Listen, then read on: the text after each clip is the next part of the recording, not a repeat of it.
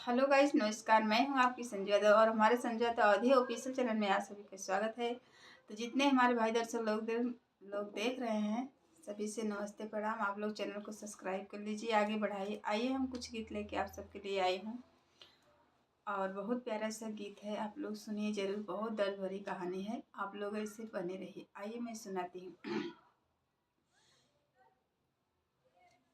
किस्मत कई मारी हमार मोरी सखिया, किस्मत बा फूटल हमार मोरी सखिया, किस्मत बा फूटल हमार मोरी सखिया, किस्मत बा फूटल हमार मोरी सखिया, किस्मत बा फूटल हमार मोरी सखिया।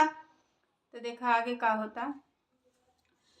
किस्मत कई मारी हम बागों में गईले, किस्मत कई मारी हम बागों में गईले, हो नगवा बनी ग दुश्मन हमार मोरी सखिया, नगवा बनी ग दुश्मन हमार मोरी सखिया, किस्मत बा फूटल हमार मोरी सखिया।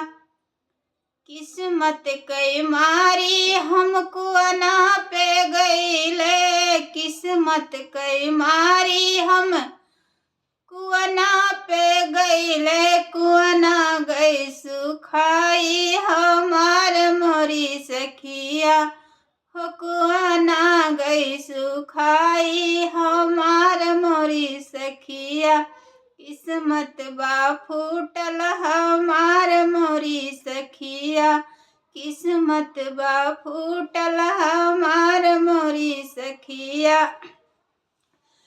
किस्मत कई मारी मैं गईली सड़क पे, किस्मत कई मारी हम गईली सड़क पे, सड़क होई ग खाली हमार मोरी सखिया, सड़क होई ग खाली हमार मोरी सखिया, किस्मत बा फूटल हमार मोरी सखिया, किस्मत बा फूटल हमार मोरी सखिया।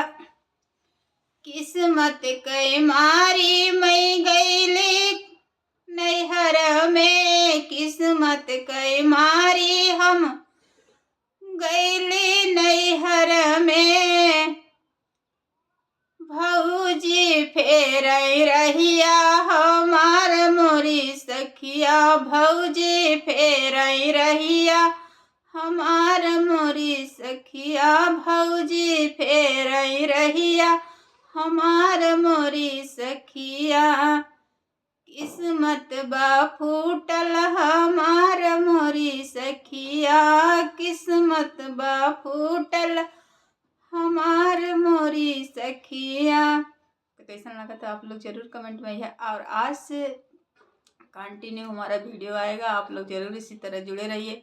और बहुत से सिस्टर लोग हमारा चैनल सब्सक्राइब करके भी छोड़ दिए हैं। प्लीज़ सिस्टर, आपसे रिक्वेस्ट है कि आप लोग ज़रूर हमारे चैनल को सब्सक्राइब कर लीजिए और जुड़िए, हम ज़रूर सपोर्ट करेंगे और हमारा भी आप लोग सपोर्ट करिए। जय श्री कृष्णा, राधे राधे।